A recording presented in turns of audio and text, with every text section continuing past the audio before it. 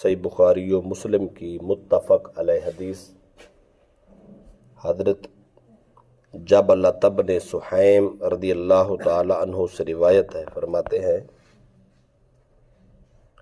اصابنا عام سنۃ مع ابن الزبیر، فرماتے ہیں ہمیں حضرت عبداللہ بن زبیر کی معیت و سنگت میں 61 سالی کا سامنا کرنا پڑا۔ بھوک کے دن تھے، فرزقنا تمرن، ہمیں کھانے کے لیے کچھ کھجوریں دی گئیں۔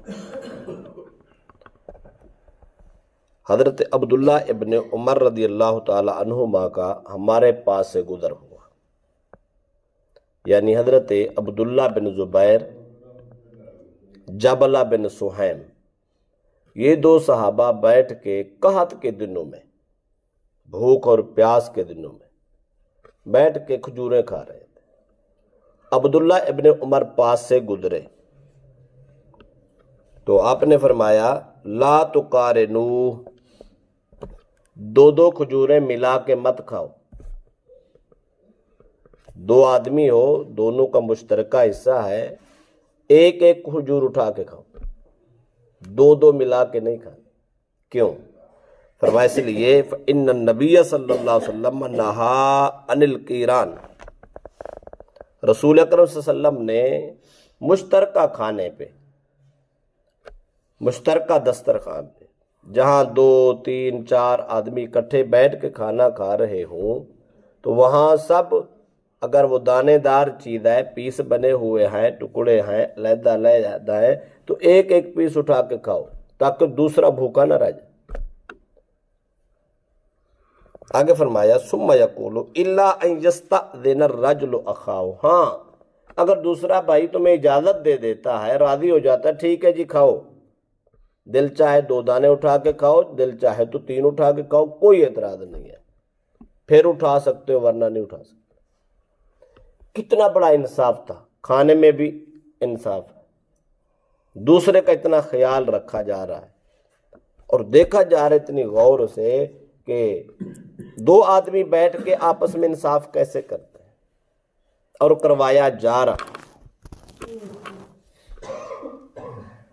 حضرت وحشی ابن حرب رضی اللہ تعالی روایت کرتے ہیں، فرماتے ہیں ان اصحاب رسول اللہ صلی اللہ علیہ وسلم قالوا یا رسول اللہ انا نأکل ولا نشبع، ایک دن صحابہ کرام اکٹھے ہو کے سرکار دو علیہ وسلم کی خدمت میں حاضر ہوتے ہیں، عرض کرتے یا رسول اللہ ہم سب بیٹھ کے کھاتے ہیں لیکن پیٹ نہیں بھرتا، سیر نہیں ہوتے۔ آپ نے فرمایا لعلکم تفترقون، قالوا نعم، سرکار نے فرمایا مجھے لگتا ہے تم علیحدہ علیحدہ بیٹھ کے کھاتے ہو۔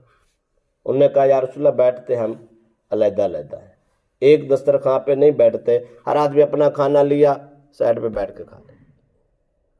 آپ نے فرمایا فاجتمعوا علی طعامکم واذکروا اسم اللہ یبارک لکم فی، اللہ کے نبی نے فرمایا 2 کام کرو، ایک تو اکٹھے بیٹھ کے ایک دسترخوان پہ کھانا کھاؤ، نمبر 2 بسم اللہ پڑھ کے کھانا کھاؤ، یبارک لکم فیہ، اللہ تمہیں اس میں برکت دے۔ اب دونوں کو ملاتے ہیں، نتیجہ کیا نکلتا ہے؟ تاجدار کرنا صلی اللہ علیہ وسلم نے فرمایا اگر ایسے دن آ جائیں، ایسے حالات آ جائیں کہ تم کھانا تو ہو پر اتنا ہو کہ تم سحری نہ ہوتے ہو، تو کھانا ایک جگہ پہ اکٹھا لگا لو، ایک دسترخوان پہ بیٹھ کے کھاؤ، بسم اللہ پڑھ کے کھاؤ، اس میں برکت ہوگی، وہ سارے پیٹ بھر کے کھا لو گے۔ کھانا تو وہی ہے نا جو علیحدہ علیحدہ کھاتے تھے نہیں پیٹ بھرتا تھا، وہی کھانا دسترخوان پہ لگا دے تو پیٹ بھر جائے گا۔ کیسے؟ اب پہلی حدیث کو ملائیں تو اس میں تو بتایا جا رہا ہے ایک ایک کھاؤ، 2 نہیں ملانی، کسی کا حق کھانے کی کوشش نہ کرو بلکہ حق دینے کی کوشش کرو۔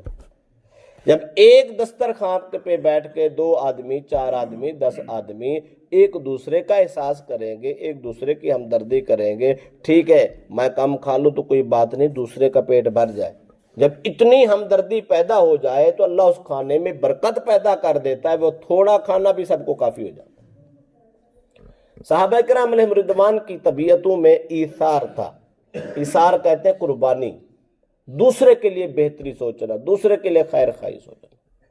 وہ سیرت کی کتب میں یہ واقعہ ملتا ہے، غزوے کے موقع پر سب کو پیاس نے ستایا، اور اتنی ستایا حد ہو گئی، لڑتے لڑتے خشکی پیدا ہو گئی اور پانی نہیں مل رہا تھا۔ ان میں سے کوئی ایک جگ یا ایک گلاس یا تھوڑا سا پانی ملا، تو ایک نے کہا جناب پہلے تم پی لو۔ اس نے کہا نہیں، میرے سے زیادہ آپ کو پیاس لگے گی، آپ پی لو۔ انہوں نے کہا یار جیسے مجھے تکلیف ہو رہی ہے میرے بھائی کو تو اس سے بھی زیادہ ہوگی۔ اس نے کہا نہیں جی آپ پی لو۔ اب پیالہ یہاں سے گھومنا شروع ہوا، وہ سارے افراد میں گھوم کے آ گیا۔ اتنی ہمدردی تھی کہ میرے سے زیادہ وہ پیاسا ہے اس کو دو، میرے سے زیادہ وہ پیاسا ہے۔ جب اتنی ہمدردی ہو نا طبیعتوں میں، اتنی خیر خواہی ہو، تو پھر ایک دسترخوان پہ بیٹھ کے برکت ہو جاتی۔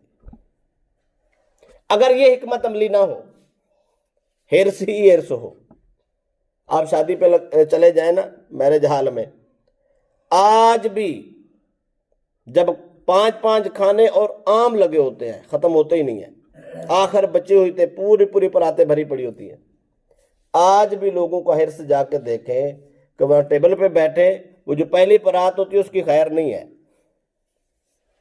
جس کے ہاتھ میں پہلے چمچ لگ گیا اس نے کہا یہ تو میں خالی کر لوں، میں اپنی پلیٹ ایسے بھر لوں کہ دوسروں کا حصہ ہی نہ بچے، پھر آ جائے گی۔ اگر ایک 2 چمچ سارے لے لیں، گرم کھانا سب کو مل جائے، سب کھائیں، اتنی دیر میں اور آ جاتی ہے، پھر سارے لے لیں تھوڑی تھوڑی، نہیں۔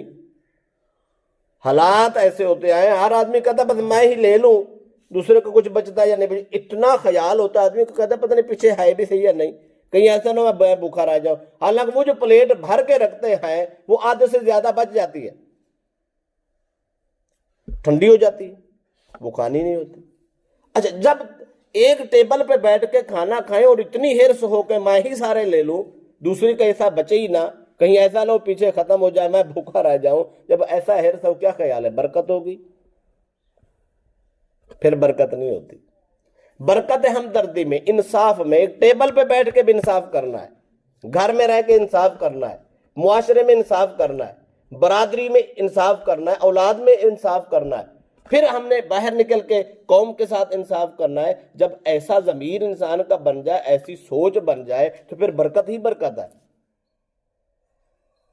جب سوچوں میں غصب ہو، سوچوں میں ظلم ہو، زیادتی ہو، بس سب کچھ میں ہی لے لوں، یہ ضمیر بھی میں جناب قبضے میں کر لوں، وہ مرلہ بھی میں کر لوں، ادھر سے بھی میں کر لوں، ادھر سے بھی میں کر لوں، بہنوں کا حق بھی میں کر لوں، بیٹیوں کا بھی میں کر لوں، کمزور بھائی ہے تو اس پہ بھی قبضہ کر لوں، جب ایسے حالات ہوں تو پھر کیا ہوگا؟ برکت ہوگی؟ کبھی نہیں ہوگی۔ اس لیے ہم دسترخوان لگا کے بیٹھے ہوتے ہیں لیکن پوری پھر بھی نہیں پڑتی۔ ہو سکتا ہے علیحدہ علیحدہ آدمی ایک روٹی کھائے، فی زمانہ دسترخوان لگا کے بیٹھے تو ہو سکتا ہے آدمی 3 کھا جائے، پتہ بھی نہ چلے کہ تو یار گپ شپ میں سارے کھا کے پتہ نہیں چلا۔ وجہ وہ مزاج شریعت نہیں ہے، تعلیمات رسول کے طرف ہمارا رجحان نہیں ہے۔ ہم کہتے ہیں ہم کھا لیں، بات ختم ہو گئی۔ جب تک مزاج شریعت نہیں سمجھیں گے اس وقت نہ پیٹ بھرتے ہیں، نہ پوری پڑتی ہے، نہ برکت ہوتی ہے، کچھ بھی نہیں ہے، ہم وہیں کے وہیں کھڑے۔ اس لیے درس سننا سنانا رسم نہیں ہے، یہ ضرورت ہے۔ اس کو سننا بھی ہے، سمجھنا بھی ہے، اور ہم نے اسی کے ساتھ سوچ پیدا کرنی ہے، سوچ پیدا کر کے زندگی گزارنی ہے۔ بابرکت زندگی ہوگی، باعزت زندگی ہوگی، رب رسول کی رضا و منشا